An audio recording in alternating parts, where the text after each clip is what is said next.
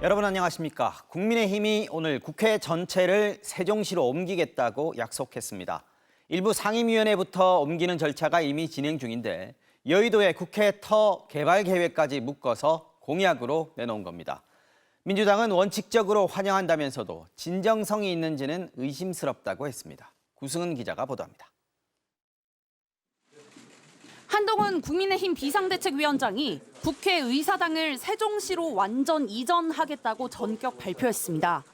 국회가 떠난 자리는 고도 제한 등 규제를 풀어 금융, 문화 중심의 메가시티로 개발하겠다고 했습니다. 국회의사당을 서울의 새로운 랜드마크로 시민들께 돌려드리고 세종시를 미국의 워싱턴 DC처럼 진정한 정치 행정의 수도로 완성되게 할 것입니다. 충청권과 서울의 표심을 동시에 겨냥한 총선 공약으로 해석됩니다. 한 위원장은 불체포 특권 포기, 의원 정수 축소 등의 공약에 이은 정치 개혁의 상징적 완성이자 여의도 정치의 종식이라고 말했습니다. 오세훈 서울시장도 녹지 생태공원을 만들기에 최적지인 데다 국회 도서관 등의 기존 시설을 문화공간으로 활용할 수 있다며 환영했습니다. 이재명 민주당 대표는 2년 전 대선 당시 자신과 윤 대통령 모두의 공약이었다며 정부가 신속히 해치우면 된다고 비판했습니다. 이미 할 수 있는데 하지 않으면서 선거에 이기면 하겠다라고 얘기하는 것은 저는 그건 국민을 기만하는 행위라고 생각해요. 국회의 세종시 분원 설치 방침은 이미 여야 합의로 확정돼 있습니다. 지난해 10월엔 11개 상임위와 예결특위가 이전하는 규칙이 통과됐습니다. 하지만 노무현 정부 당시 신행정수도법의 위헌 결정을 내린 헌법재판소가 국회가 있는 곳을 수도로 본다고 해석한 만큼 완전 이전은 헌법상 제약이 걸림돌입니다. 여야 간의 합의가 있으면 새로운 돌파구가 열릴 수도 있지 않겠나 이렇게 말씀드렸지 않습니까? 그렇기 때문에 그것은 새롭게 문제를 제기한 국민의힘 측에서 답할 문제다라고 생각합니다. 이런 가운데 대통령실은 오늘 오후 언론에 공지문을 발표했습니다. 윤 대통령이 대선 후보 시절 국회 세종의사당 개원을 공약했다며 대통령 제2집무실 세종시 설치에 속도를 내줄 것을 관계부처에 요청할 방침이라고 했습니다. 20여 차례의 민생토론회 등으로 관권선거 논란에 휩싸인 대통령실이 또다시 여당의 총선 공약에 즉각 화답하며 힘을 실어줬습니다. MBC 뉴스 구승은입니다. 오늘 밤 자정부터 22대 총선 공식 선거운동이 시작되는데요. 오늘 정치권의 움직임 차례로 보겠습니다. 먼저 국민의힘 한동훈 비대위원장은 인천을 찾아 이 지역에 출마한 이재명 대표의 발언들을 비판했습니다. 최근 불거진 이슈들로 여론이 심상치 않다고 본 수도권과 부산 지역 출마자들 사이에선 사과든 해명이든 대통령실이 직접 나서 해결해야 한다는 목소리가 나오고 있습니다. 조희원 기자의 보도입니다. 한동훈 국민의힘 비상대책위원장이 수도권 격전지이자 이재명 민주당 대표의 지역구가 있는 인천을 찾았습니다. 본격 선거운동 시작을 앞두고 말실수를 조심하자며 이 대표의 말을 비판했습니다. 이재명 대표를 반면교사 삼아주시기 바랍니다. 망언을 반복하고 있는데요. 어제는 정부가 의붓아버지 같다라는 정말 황당한 말을 했습니다. 인천 다른 지역 유세에 나선 인요한 국민의 미래 선대위원장은 이종섭 대사 임명이 과도한 비판을 받고 있다며 방어했습니다. 대한민국에서는 그거의 큰 이슈지만 사실 외국 사례 같으면 이슈도 안 돼요. 자기가 잘못한 일이 있으면 언제든지 들어올 수 있고. 이 대사가 사퇴해야 한다는 일각의 주장에 대해서도 군수가 산불이 나면 해직돼야 하냐고 비유하면서 이 대사가 죄가 있는 게 확실하냐고 반박했습니다. 하지만 수도권뿐 아니라 강세 지역인 부산까지 흔들리는 여론이 감지되자 당내에서는 용산 대통령실이 직접 국민 앞에 해명해야 한다는 목소리가 나오기 시작했습니다. 부산 낙동강벨트로 차출된 중진 서병수 의원은 대파 875원 논란, 의대 정원 갈등 등을 언급하며 윤석열 정부가 민심과 엇나갈 때는 바로잡겠다고 했습니다. 그러면서 대통령실에서 기자회견을 해서 미숙했다, 잘못했다고 해야 한다고 지적했습니다. 용산도 여러 가지 오만하게 비쳤던 그런 부분에 대해서는 사실 저는 그런 거에 대해서는 국민들께 솔직하게 말씀드리는 게 좋다고 보고요. 당 지도부 또한 총선 여론 악화에 많은 후보들이 위기감을 가지고 있다며 대통령실의 움직임을 촉구하는 당내 목소리에 대통령실도 예의주시하고 있을 것이라고 밝혔습니다. 국민의힘은 오늘 밤 자정 서울 가락시장에서 출정식을 열고 공식 선거운동에 들어갑니다. MBC 뉴스 조희원입니다. 더불어민주당 이재명 대표는 열세 지역으로 분류되는 충북을 찾았습니다. 참을 만큼 참았다. 나라가 망하기 직전이라며 한층 강해진 표현으로 정권 심판론을 더욱 끌어올렸습니다. 심판을 넘어 아예 정권의 조기 종식을 내건 조국혁신당은 검찰 권한 축소 등 4대 권력기관 개혁안을 발표했습니다. 이어서 김민형 기자입니다. 험지로 분류되는 충북을 찾은 이재명 대표는 정권 심판 여론 확산에 공을 들였습니다. 국민은 윤석열 정권에게 충분한 시간과 기회를 주었습니다. 기다릴 만큼 기다렸고 참을 만큼 참았습니다. 윤석열 대통령의 대파값 논란을 꺼내 고물가 경제 폭망을 부각시키면서 경기 회복을 위한 1인당 25만 원의 민생회복 지원금 지급을 거듭 주장했습니다. 출생 기본소득과 기본주택 100만 호 공급, 국립대 무상교육 등 기본사회 5대 정책도 공약으로 내걸었습니다. 이 대표는 윤 대통령이 공산 전체주의라는 들어보지도 못한 말로 국민들을 분열과 대결로 몰아넣고 있다며 한껏 날을 세웠습니다. 심리적 내전 상태, 이거 망하기 직전입니다. 지금이 바로 그런 때입니다.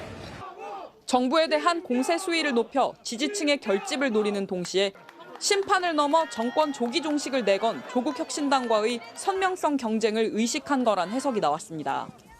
비례대표 위성정당인 더불어민주연합을 위한 몰빵 유세단도 활동에 들어갔습니다. 4.10 총선! 몰빵! 일부 여론조사에서 비례정당 지지율 1위까지 넘보고 있는 조국혁신당은 검찰을 수사권이 없는 기소청으로 바꾸는 내용의 권력기관 개혁안을 발표하며 한 걸음 더 나갔습니다. 극단적인 이중잣대로 권력을 사유화하고 있습니다. 정치 권력의 철저한 하수인 그 이상도 이하도 아닙니다. 국정원의 신원검증 기능을 재검토하고 감사원을 국회가 더 강하게 통제할 수 있도록 하는 것과 행안부 경찰국 폐지도 공약했습니다. 조국 대표는 다만 민주당이 독자적으로 과반이 되는 건 좋은 일이라며 일부에서 거론하는 견제 논쟁은 거듭 일축했습니다. 이재명 대표는 내일 서울의 이른바 한강벨트 유세를 시작으로 공식 선거운동에 들어갑니다. 공천 과정에서 계파 갈등을 키운 임종석 전 대통령 비서실장과도 만날 계획인데 임 전 실장은 경남 양산 등 낙동강 벨트를 돕겠다고 발표했습니다. MBC 뉴스 김민영입니다. 의대 교수들의 집단 사직이 계속되면서 이번 주 안에 대부분의 의대와 병원 교수들은 사직서 제출을 마칠 것으로 보입니다. 정부는 의료계와 대화 협의체를 확대하겠다고 했지만 의대 교수단체들은 불참 의사를 밝혔습니다. 이탈한 전공의들의 참여가 먼저라는 겁니다. 박소희 기자입니다. 강원대 의대 교수와 전공의, 의대생들이 검은색 마스크와 검은 리본을 한 채 이주호 교육부 장관을 맞습니다. 손에 든 건 의학교육과 필수 의료가 사망했다는 근조 플래카드. 3배 가까이 갑자기 늘어난 정원을 도저히 감당할 수 없다는 겁니다. 의대 직원! 서러라! 무너지는 필수 의료! 의사들도 국민이다! 의대 교수들의 사직서 제출은 잇따르고 있습니다. 성균관대와 가톨릭대 의대 교수들은 내일부터 사직서를 내기로 했습니다. 이미 사직서를 낸 서울대와 연세대, 울산대 의대까지 합하면 이른바 빅5 병원들의 교수들이 모두 사직 행렬에 나서는 겁니다. 또 교수들의 52시간 근무 방침에 일부 병원에서는 진료 축소 안내문이 붙기도 했습니다. 지금 외래 입원, 수술, 병동, 응급실 다 보다 보니까 업무가 좀 많이 가중돼서 힘든가 봐요. 의대 교수들은 대화에 참여해달라는 정부의 요청은 사실상 거부했습니다. 의대 교수들은 MBC와 통화해서 자신들은 중재자일 뿐 전공의들의 참여가 우선이라고 강조했습니다. 아무래도 전공의들이 참석을 하면 저희도 참석을 해서 논의를 해야 되겠죠. 그 친구들이 지금 제일 문제인데. 또 2,000명 증원 조건부터 철회하라고 요구했습니다. 2,000명은 그 논의 대상이 아니다, 안건에 없다 이렇게 발표를 하는데 누가 그 협의체에 나오겠냐고요. 좀 너무한 겁니다, 정부가. 다만 한덕수 국무총리가 오늘 전공의 집단 행동과 관련해 협의가 잘 이루어지지 않아 안타깝다며 사실상 유감의 뜻을 밝혀 전공의들이 어떻게 반응할지 주목됩니다. 협의가 잘 이루어지지 않는 것에 대해서 굉장히 안타깝게 생각합니다. 복지부는 내년에 전공의 수련 지원과 지역 의료 발전에 예산을 집중 투자하겠다면서 우선순위를 논의하는 데 의료계가 동참해달라고 요청했습니다. MBC 뉴스 박소희입니다. 정부와 의료계의 대치에는 2,000명이라는 숫자가 조건처럼 걸려 있는데요. 이걸 두고 돌이킬 수 없다는 대통령실과 정부. 아니다, 대화에 전제를 걸어서는 안 된다는 여당의 의견이 엇갈립니다. 여기에 새로운 의사협회장은 의사 총파업까지 거론하며 극단 투쟁에 나설 태세입니다. 결국 피해는 환자들, 국민이 보는 거 아니냐는 비판이 높아지고 있습니다. 유서영 기자가 보도합니다. 정부는 오늘도 2,000명 의대 증원은 변화가 없다고 강조했습니다.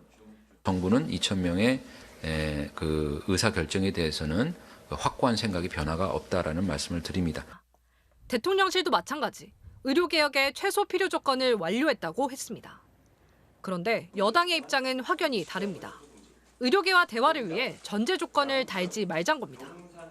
어떤 의제는 전혀 생각할 수 없는 걸로 배제한다. 이래서는 대화가 건설적인 대화가 진행되기 어렵습니다.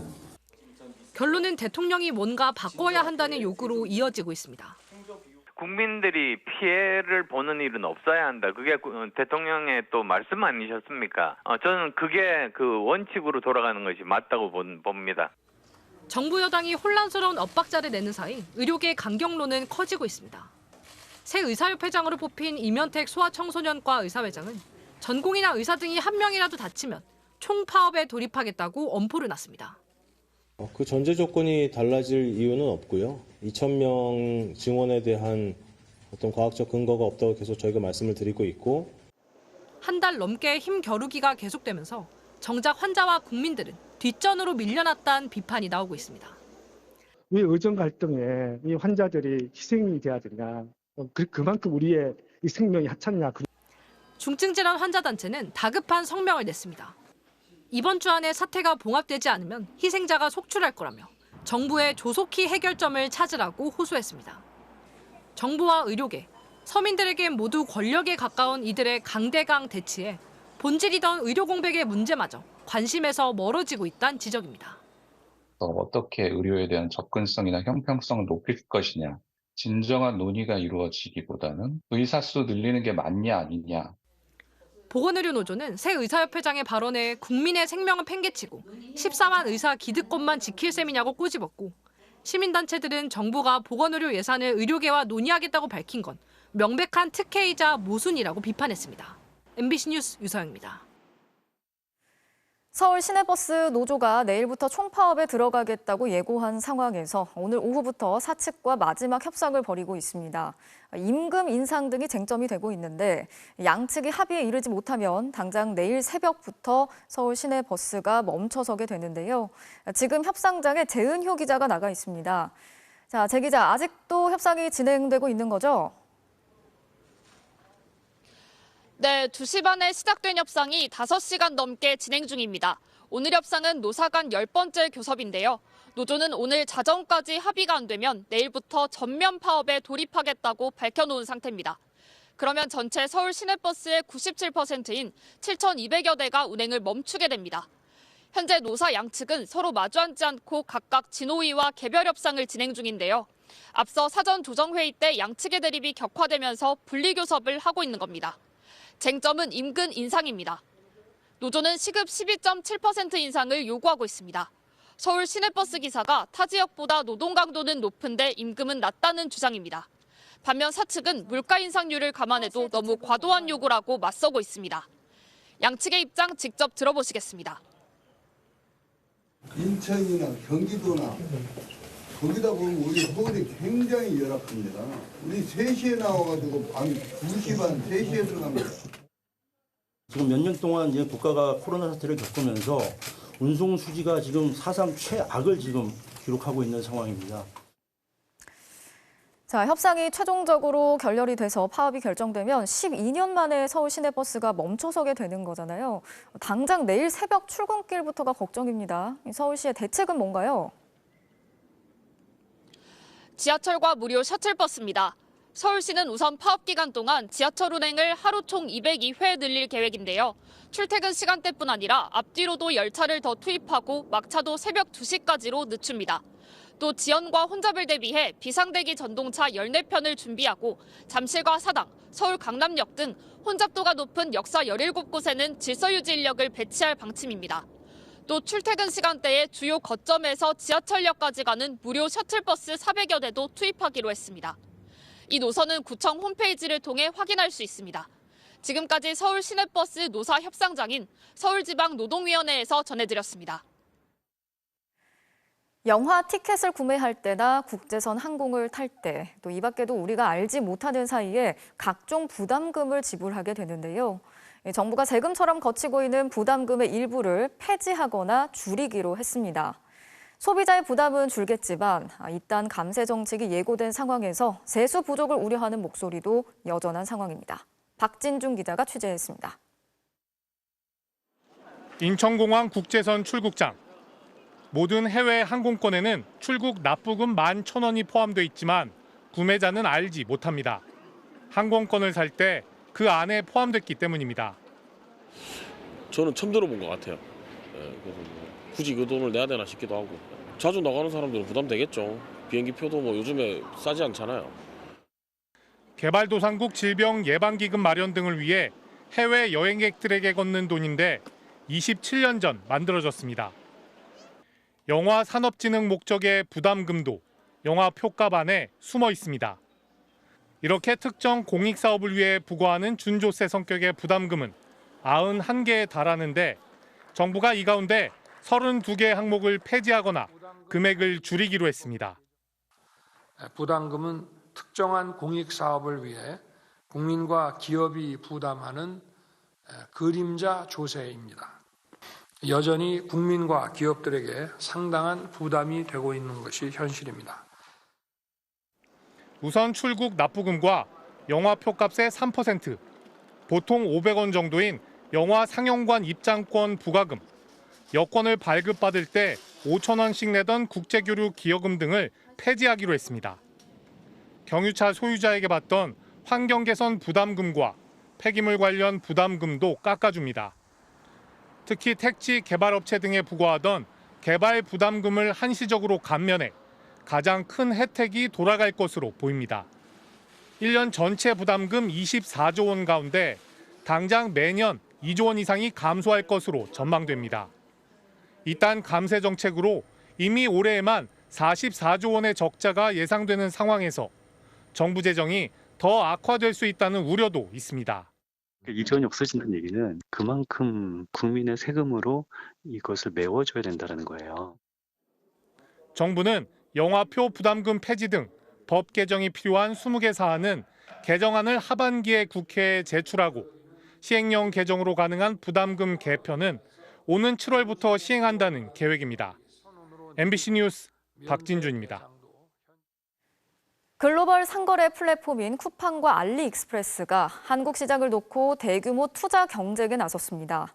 상상 이상의 투자를 통해서 무료 배송, 초저가를 내세우며 국내 시장을 빠르게 장악하고 있는데요. 이런 거대 플랫폼들의 치열한 돈 경쟁 속에 국내 토종업체들은 위기를 맞고 있습니다. 정동욱 기자가 전하겠습니다. 쿠팡이 오늘 사면 다음날 배송받는 로켓 배송 가능 지역을 전국으로 확대하기로 했습니다. 쿠팡이 쿠팡 역세권, 이른바 쿠세권을 만드는 데 투자한 금액은 지난 10년 동안 6조 2천억 원, 적자를 감수하며 전국의 70%를 장악한 데 이어 이제 도서 상간 지역까지 확대한다는 겁니다. 이를 위해 물류 인프라 확충에만 3조 원 넘게 투자하는데 2027년부터는 사실상 전국 무료 배송 체계가 가능해집니다.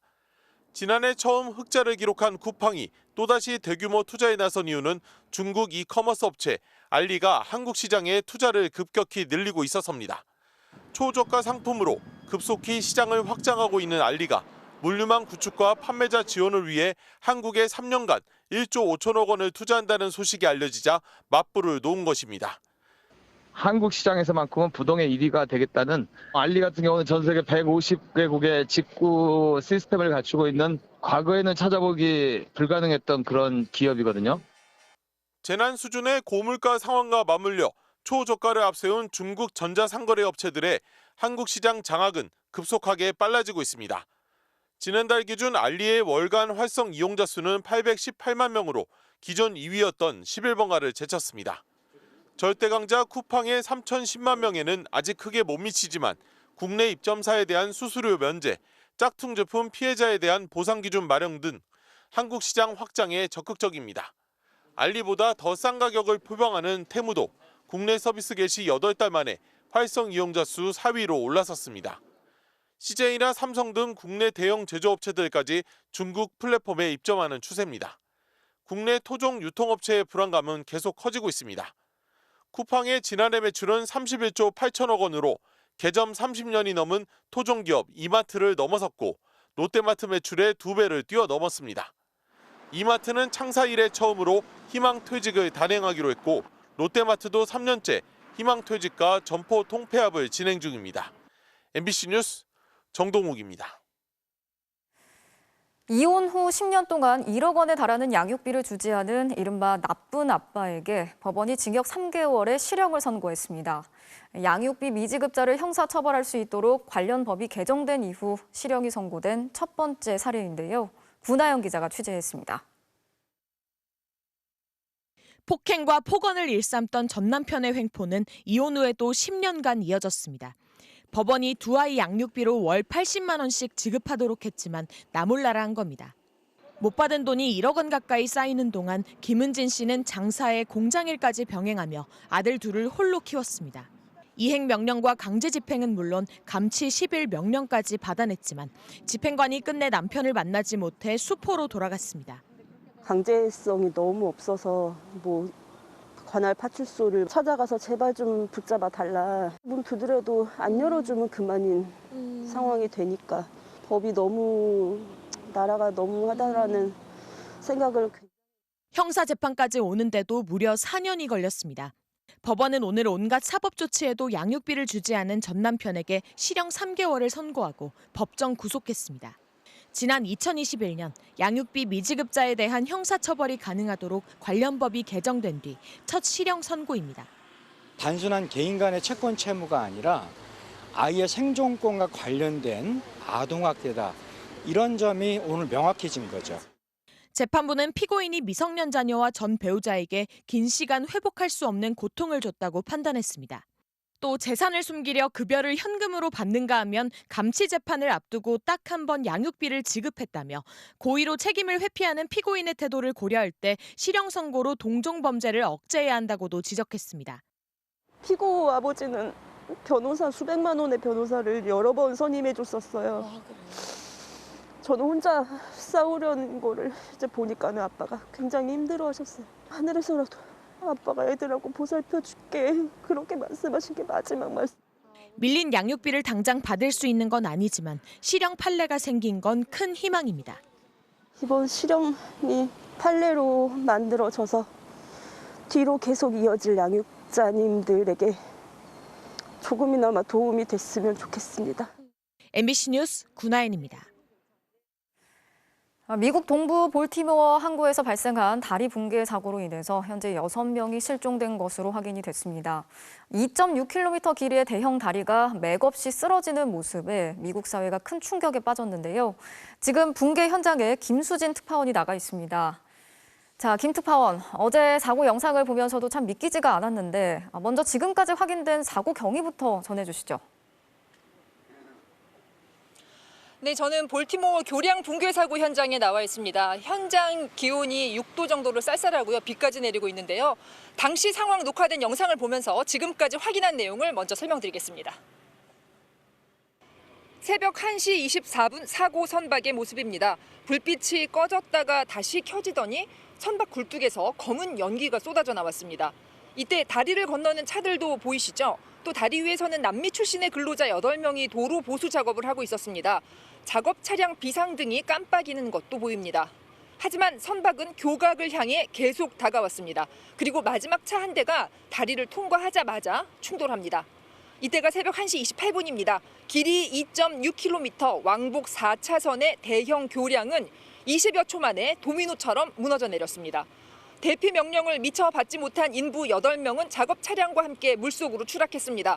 2명은 구조됐지만 6명은 찾지 못했습니다.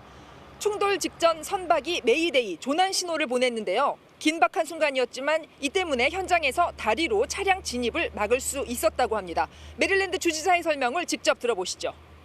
There was a Mayday who literally by being able to stop cars from coming over the bridge, these people are heroes. They saved lives last night. 자, 그렇다면 이 대형 선박이 대체 왜 갑자기 통제력을 잃고 이렇게 다리에 부딪히게 된 건지 원인이 밝혀진 게 있습니까? 선박 동력에 문제가 있었습니다. 작년에 이미 선박 결함이 있었다는 현지 보도도 있었는데요. 동력 문제가 왜 생긴 건지 정확한 원인은 아직 조사 중입니다. 지난 47년 동안 볼티모어를 가로지르던 상징적인 다리가 흔적도 없이 사라지면서 미국인들 충격에 빠졌는데요. 볼티모어 항은 자동차 수출입 처리량이 미국 1위인 무역 관문입니다. 항만 운영이 무기한 중단되면서 물류 차질은 피할 수 없게 됐습니다. 현재 시간 아침 7시가 지났는데요. 어제 일몰 이후 수색이 중단됐는데 날이 밝으면서 잠수부들이 다시 물에 들어가 수습에 나설 예정입니다. 지금까지 볼티모어 교량 붕괴 현장에서 전해드렸습니다. 네. 총선에 출마한 박민식 전 국가보훈부 장관이 홍범도 장군 흉상 이전 논란이 일었을 당시 자신은 흉상 이전에 반대했다고 밝혔습니다. 흉상 이전 문제는 국방부가 주도한 건데 국방장관과 의견이 맞지 않았다. 솔직히 나는 억울하다고도 했습니다. 홍희표 기자가 취재했습니다. 초대 국가보훈부 장관을 지낸 뒤 국회의원 도전에 나선 국민의힘 박민식 후보. 어제 공개된 오마이뉴스와의 인터뷰가 논란의 발단이 됐습니다. 박 후보는 홍범도 흉상 철거 논란이 곤혹스럽지 않았냐는 질문에 솔직히 말해서 나는 억울하다. 나는 국민 공감대가 있어야 한다며 반대했다고 대답했습니다. 이어 나와 국방장관이 의견이 안 맞아 티격태격했는데 정무적 판단이 약하더라. 실제로는 독립기념관 이전도 못하고 있는데 분란만 일으킨 셈이라고 평가했습니다. 선거를 앞두고 입장을 바꿨다는 비판에 박 후보는 전혀 그렇지 않다고 밝혔습니다. 국방부에서 주도한 홍범도 장군 흉상 이전 문제를 야당에서는 심심하면은 박민식 보훈부 장관도 거기에 찬성을 했다. 이거는 한마디로 프레임 공격 전략이죠, 그냥. 박 후보는 장관 시절 흉상 이전을 두고 뚜렷한 입장을 표명하지 않았습니다. 하지만 국정감사에선 적재적소에 배치한다는 문제가 있다며 이렇게 말하기도 했습니다. 안중근 의사는 우리 독립운동사의 절대 영웅입니다. 그렇다고 해서 안중근 의사 동상을 예를 들어서 일본 대사관 바로 앞에 또 설치를 하면은 그것이 맞는 것이냐. 또 흉상 이전에 반대하는지 묻는 질문에는 즉답을 피했습니다. 그럼 반대할 수 있습니까? 독립유공자에 대한 예우는 예우에 소홀하다고 생각되면 흉상 이전에 대한 반대 입장인지 아닌지 그걸 말씀해 달라니까요. 네. 그것을 명확하게 하시는데 육사와 국방부 입장이 그런 맞겠다. 논란에 대해서 저도 안타깝게 생각을 합니다.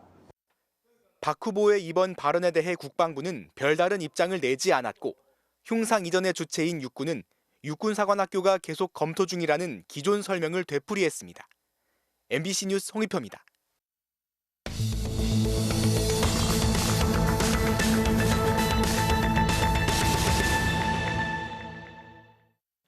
뉴스의 현장에서 사실을 확인하는 현장 검증입니다. 문 닫은 동물원에 남겨진 채 고통받고 있는 동물들의 안타까운 상황 어제 전해드렸는데요. 이곳뿐만 아니라 여러 문 닫은 동물원의 동물들이 지금도 그대로 남겨져 있지만 구조할 방법이 없다고 합니다. 왜 그런 건지 현장에서 확인해봤습니다. 야트막한 산 아래 만제곱미터 부지에 자리 잡은 경남 김해의 한 동물원.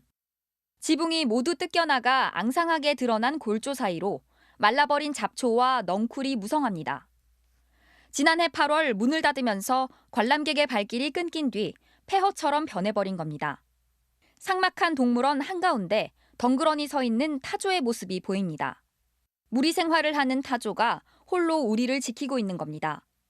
혼자 전시를 하게 된다고 하면은 이제 거기서 오는 정신적인 그런 스트레스라든지 이런 것들이 이제 심각할 거고. 가까이 다가가 보니 몸 여기저기 털이 빠져 있습니다. 왜 저기만 빠졌지?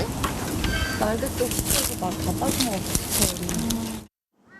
근처 우리에 있는 알파카는 본래 하얗던 털이 누렇게 엉겨붙어 버렸습니다. 관리가 제대로 안 되다 보니까 털이 좀 저렇게 막 갑옷처럼 딱딱하게 뭉친. 라쿤들은 유리장에 바짝 붙어서서 무언가를 호소하듯 애타게 앞다리를 뻗습니다. 자꾸 손을 이러네. 실내 전시관으로 들어가 봤습니다. 사자가 배설물 사이를 계속해서 좌우로 오가며 스트레스를 받았을 때 나타나는 정형 행동을 보입니다. 맞은편 우리 안에서는 백호가 어두운 데 숨어 움직일 생각을 하지 않습니다. 백호 같은 경우에 심장 쪽이 안 좋다라고 들었고 치료가 계속 필요하다라고 말씀을 들었어요. 현재 이곳에 남아있는 동물은 13마리. 관리자 한 명이 동물원 전체를 관리하고 있는데 혼자 감당하기에는 역부족으로 보입니다. 동물들 사료는 좀 충분하게 오나요? 충분하게 오는 게 없어요. 따뜻하게 오지 뭐 지금 수입이 없는데 어떻게 뭐. 운영자는 폐업 이후에도 동물원 유지비를 감당하느라 큰 어려움을 겪고 있다며 동물들을 좋은 곳으로 보내기 위해 노력 중이라고 밝혔습니다. 집에 돈을 갖다 줘야 되는데 돈을 못 갖다 주니까 이혼까지 당했어요. 진짜 이렇게 그거부터 해가지고 살고 있는데 여기다가 돈이나 막 던지고 있고. 하지만 김혜 씨가 추진한 남은 동물들의 청주 공영동물원 임시 위탁 방안은 소유권 이전에 대한 운영자의 반대로 무산됐습니다. 현행법상 고의로 동물에게 상해를 입히거나 고통을 준 사실이 드러나지 않는 한 동물학대로 인정되기 어려운 상황. 설사 구조를 한다 해도 동물은 사유재산으로 분류돼 주인이 요구하면 돌려줄 수밖에 없습니다. 소유권이 청주동물원으로 넘어가지 않으면은 그 동물한테 어떤 예산이 투입하는 게 불가능하지 않겠습니까? 전국에 등록된 동물원 114곳 가운데 민간동물원은 90개. 동물을 물건처럼 대하는 현실이 바뀌지 않는다면 사람을 위해 가둬버린 동물들의 고통은 계속될 수밖에 없습니다. 현장 검증 남효정입니다. 중국 내이멍구 지역에서 강풍을 동반한 황사가 발생해 중국 북부 지역의 학교 수업까지 중단시키는 황사 경보가 발령됐습니다. 이번 황사는 빠르면 내일부터 우리나라에 영향을 미칠 가능성이 있습니다. 베이징에서 이유경 특파원이 전해왔습니다. 도로가 주황빛 모래로 뒤덮였습니다. 대낮에 전조등과 비상등까지 킨 차량들은 조심스럽게 주행을 이어갑니다. 오늘 오전 중국 내이멍구 구원에서 황사가 발생하면서 중국 북부 10여 개 성이 모래먼지로 뒤덮였습니다. 특히 황사가 강한 바람과 뒤섞이면서 내이멍구 지역의 가시거리는 50m 미만으로 떨어졌습니다. 지방정부는 황사 적색경보를 발령하고 학교 수업과 차량 운행 등 외부 작업을 모두 중단하라고 지시했습니다. 중국 기상대는 3월 들어 날씨가 건조해지고 강한 바람이 불면서 큰 규모의 황사가 발생했다고 설명했습니다. 那么在冷空气和大风共同的影响之下，再加上近期沙源地的降水偏少，气温偏高，起沙条件比较好，所以呢，使得今明两天中国北方多地沙尘是持续的。 이번 황사는 북서풍을 타고 우리나라에도 영향을 미칠 전망입니다. 기상청은 내일 중부지방을 중심으로 황사가 비에 섞여 내릴 가능성이 있다고 밝혔습니다. 또 비가 그친 뒤에도 전국 대부분 지역이 황사의 영향을 받을 수 있습니다. 황사가 북서풍을 타고 이동하면서 이곳 베이징도 고층 건물이 보이지 않을 정도로 뿌옇게 변했습니다. 전문가들은 눈과 호흡기를 보호하고 외부 활동을 자제하라고 권고했습니다. 베이징에서 MBC 뉴스 이유경입니다.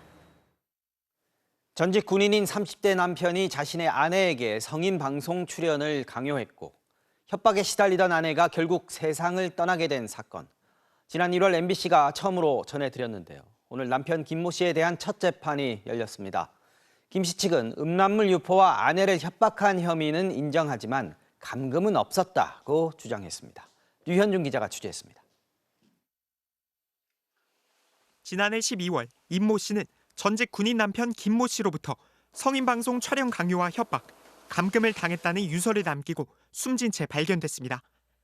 감금시키고 계속 감시하고 자기 방송하기 너무 힘들어서 쉬고 싶다고 하면 방송하라고 하고 뭐 좀 먹으려면 살찐다고 못 먹게 하고. 이후 검찰은 지난달 말 김 씨를 감금과 협박, 음란물 유포 혐의로 구속 기소했습니다. MBC가 확보한 공소장에 따르면 검찰은 김 씨가 지난해 10월부터 약 2개월 동안 아내를 모두 7차례 협박한 것으로 보고 있습니다. 김 씨는 결혼 사진을 걸고 내 방서 방송을 켠다, 장인어른 만나러 간다 등 피해자의 사생활을 가족과 시청자들에게 알릴 것처럼 협박한 것으로 파악됐습니다. 협박은 아내가 숨지기 나흘 전까지 계속된 것으로 조사됐습니다. 또 지난해 10월 스마트폰 위치 추적으로 집을 나온 아내를 찾아낸 뒤 집으로 데려와 나가지 못하게 하는 등 2차례 감금한 혐의도 받고 있습니다. 이에 대해 김 씨 측은 공소사실 중 음란물 유포와 협박 혐의는 모두 인정하지만 감금은 없었다고 주장했습니다.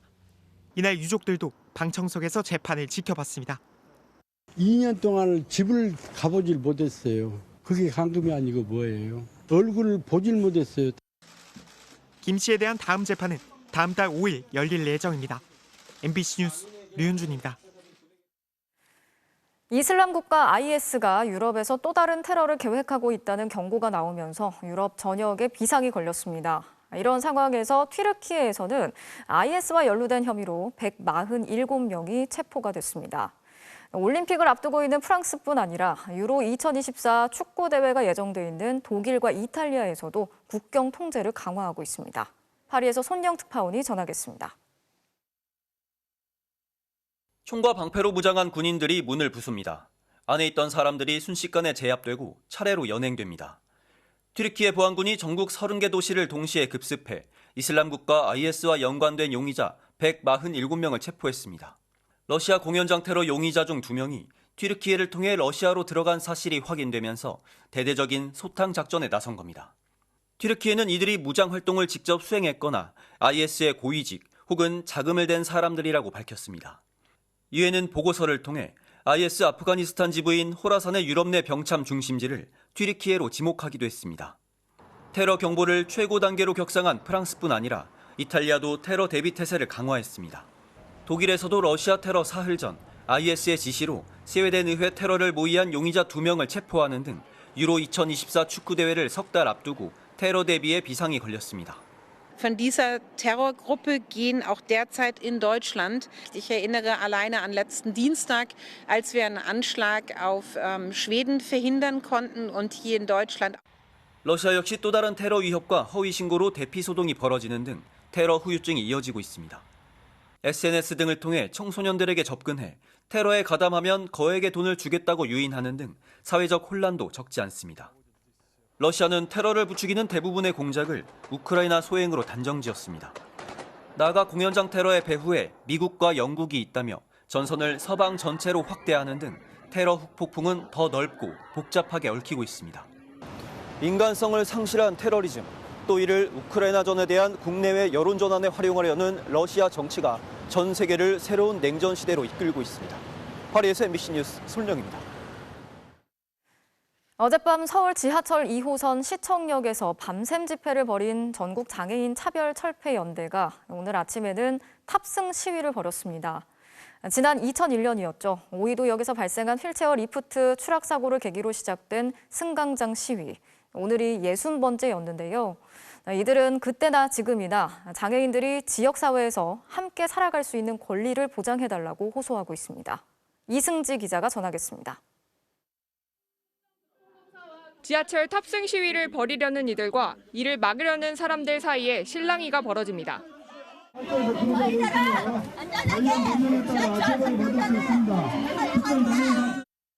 트랙을 부른 시에는 공사는 부득이 열차 탑승을 거부할 수 있으며 2001년 오이도역 휠체어 리프트 추락 사고를 계기로 시작된 시위는 오늘로 어느덧 60번째입니다.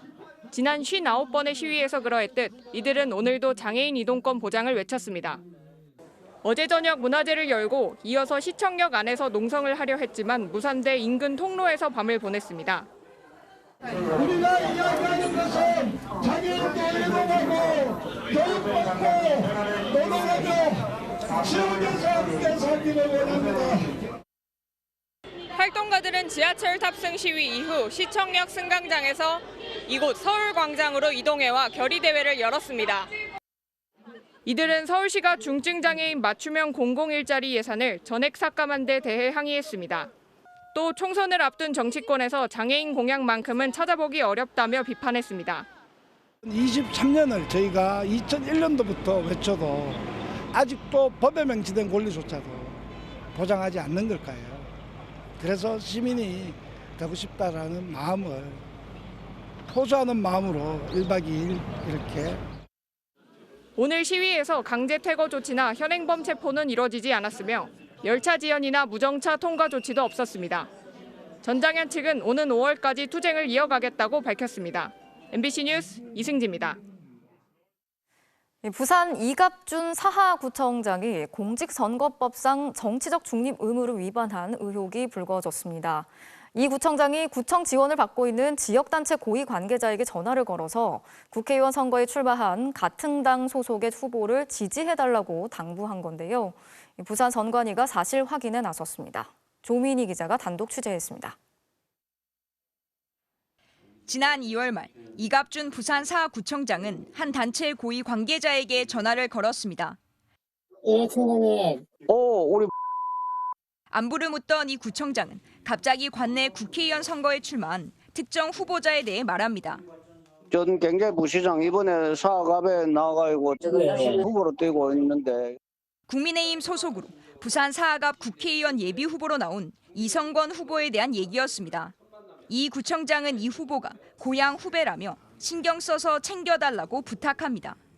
저도 내 같은 고향인데 특히 사갑에는 단디 좀 챙겨주이소. 그리고는 바로 옆에 이성권 후보가 있다면서 소화기를 넘겼고 이 후보자도 지지를 부탁했습니다. 바꿔줄게. 총선은 이기는 게 중요하니까 많이 도와주십시오.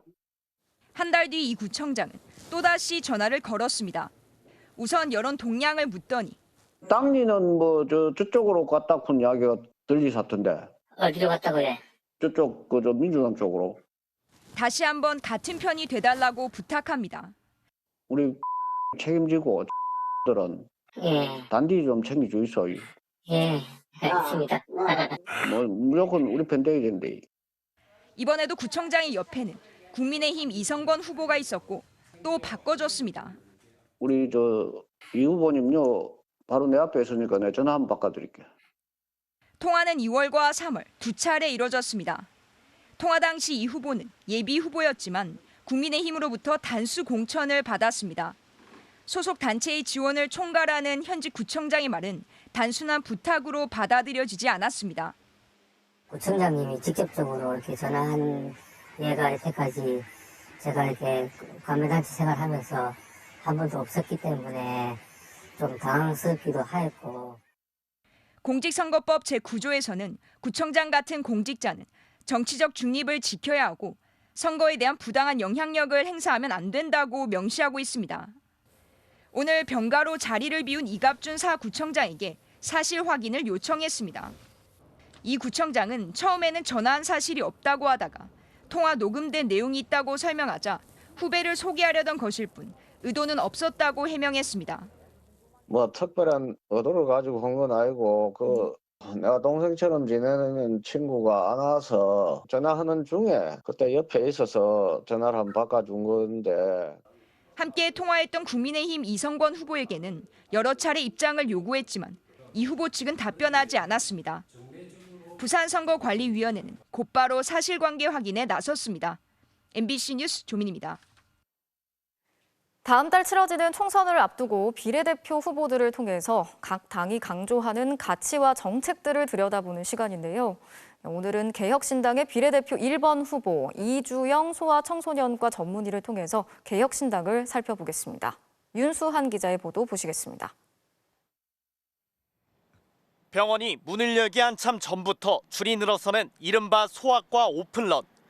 구급차를 타고 병원을 전전해서 응급실 뺑뺑이를 돈다고 자주 하는 의료 현실에 있습니다.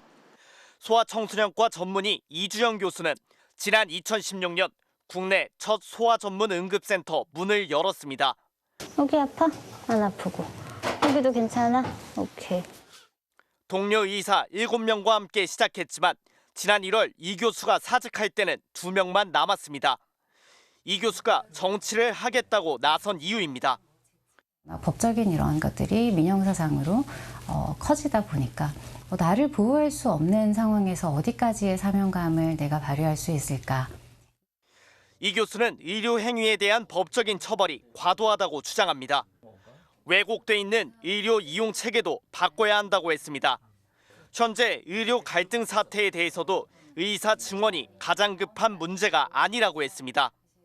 의사가 부족하다, 낙수효과를 볼 수 있을 것이다. 저는 사실은 다 틀렸다고 생각합니다.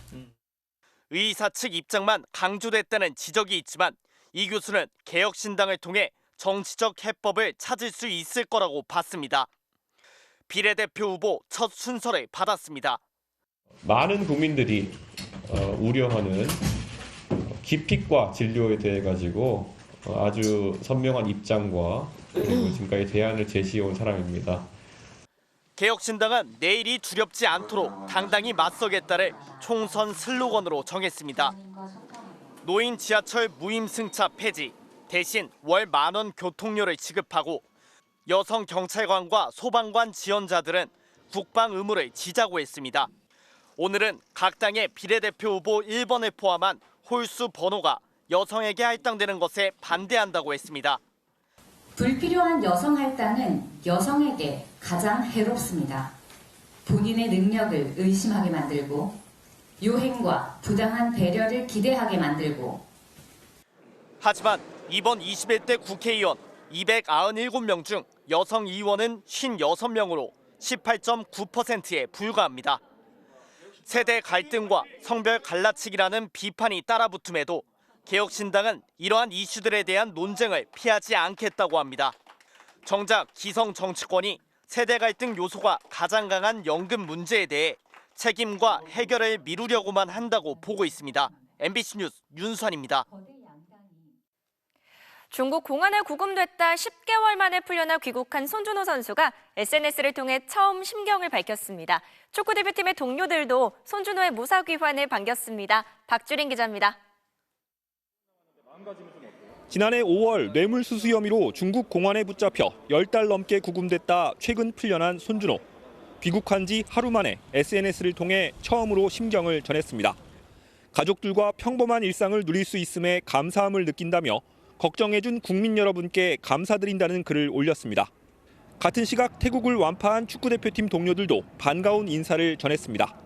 준호, 우리 준호 너무 보고 싶고 준호 나왔는데 우리가 이겨서 너무 감사하게 생각합니다. 특히 동갑내기 친구인 손흥민은 골을 넣은 뒤 카메라를 보고 환영 메시지를 남기기도 했습니다. 웰컴백 준호! 손준호는 당시 관련 혐의로 같이 체포됐던 지도자와 선수들 중 유일하게 풀려난 것으로 알려졌습니다. 승부 조작, 고위층에게 뇌물수수 혐의 이런 거는 아니라는 걸 알고 있고요. 지금 중국에서 추진하고 있는 이 척결 안에 들어가 있다고 했으면은 절대 지금 상황에 나올 수가 없죠. 구금 기간에도 몸 상태를 유지하려고 꾸준히 노력해왔다는 손준호는 당분간 심리 치료에 전념한 뒤 올여름 그라운드 복귀를 추진할 예정입니다. MBC 뉴스 박주린입니다. 23년 동안 SSG에서만 뛰다가 한화로 이적한 김강민 선수가 어제 첫 인천 원정에 나섰는데요. 김강민의 타석 하나에 가슴 뭉클한 명장면이 만들어졌습니다. 이명루 기자입니다.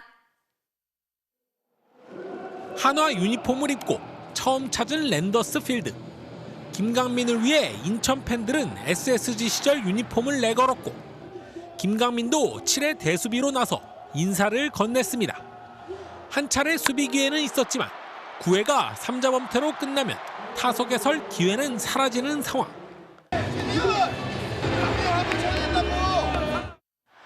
모두의 바람대로 최재훈이 볼넷을 얻자 SSG 관중들이 그것도 지고 있는 상황에서 크게 환호하는 독특한 상황이 벌어졌습니다. 23년을 함께했던 인천 팬들의 함성에 김강민은 고개를 숙였고 한화 팬까지 모두 약속이나 한 듯 김강민을 연호했습니다. 이계성 주심이 홈플레이트를 쓸며 시간을 벌어준 배려 덕에 김강민과 팬들은 충분히 인사를 주고받았습니다. 문학구장의 모든 팬들이 김강민의 응원가를 부르는 사이 김강민의 타석은 공 3개 만에 끝났습니다. 그래도 잊지 못할 하루가 또 될 것 같아요. 네, 저는 오늘 타석에 들어갔으면 했어요. 출전했으면 타석까지 경험해보고 싶었고 저도 모르게 좀 힘이 많이 들어갔던 것 같아요.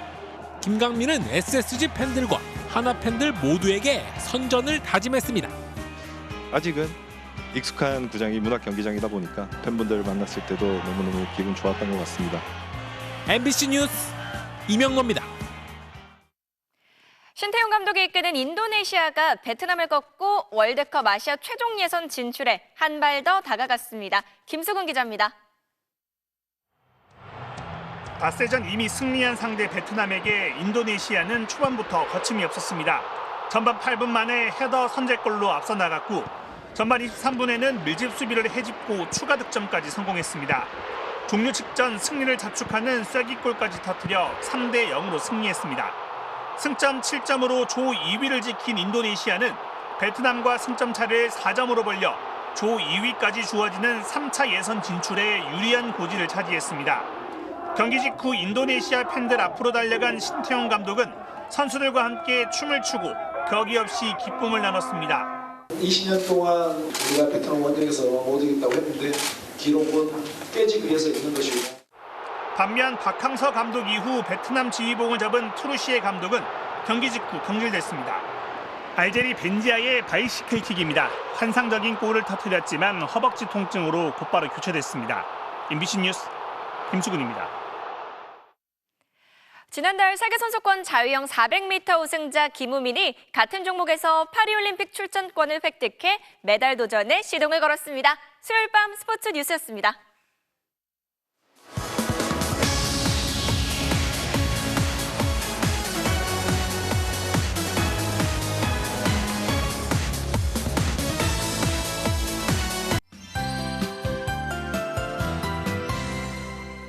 금요일인 모레 여의도 봄꽃 축제가 시작됩니다. 이 축제를 이틀 앞둔 오늘 여의도 벚꽃길의 개화 상황을 직접 확인해 봤는데요. 아직 꽃망울만 맺혀 있고 이 꽃이 핀 분을 찾아보기가 힘듭니다. 햇빛도 없고 해가지고 지금 안 피고 있는데 금요일부터 이제 햇볕이 나고 기온이 올라가니까 토요일, 일요일에 꽃을 좀 볼 수 있지 않을까.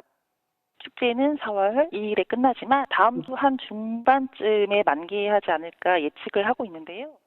네, 여의도 가실 분들은 참고를 해주셔야겠습니다. 내일은 전국적으로 비가 내리겠습니다. 비는 새벽에 수도권을 시작으로 아침 출근길 대부분 지방으로 확대되겠는데요. 수도권 등 중부지방은 5에서 10mm로 봄비답게 내리겠습니다. 하지만 동쪽 지방에서는 강한 바람이 불겠고요. 경남 해안과 지리산, 제주 산지에서는 최고 80mm가량의 많은 비가 내리겠습니다. 내일 저녁에는 비가 그치겠지만 잇따라 황사가 들어오면서 미세먼지 농도가 높아지겠습니다. 아침 최저 기온은 서울이 9도 등으로 오늘보다 5도가량 높아지겠고 낮 최고 기온은 서울과 대구가 13도를 보이겠습니다. 모레는 전국 대부분 지방에서 황사의 영향을 받겠습니다. 날씨였습니다. 수요일 뉴스데스크 마치겠습니다. 함께해 주신 여러분 고맙습니다.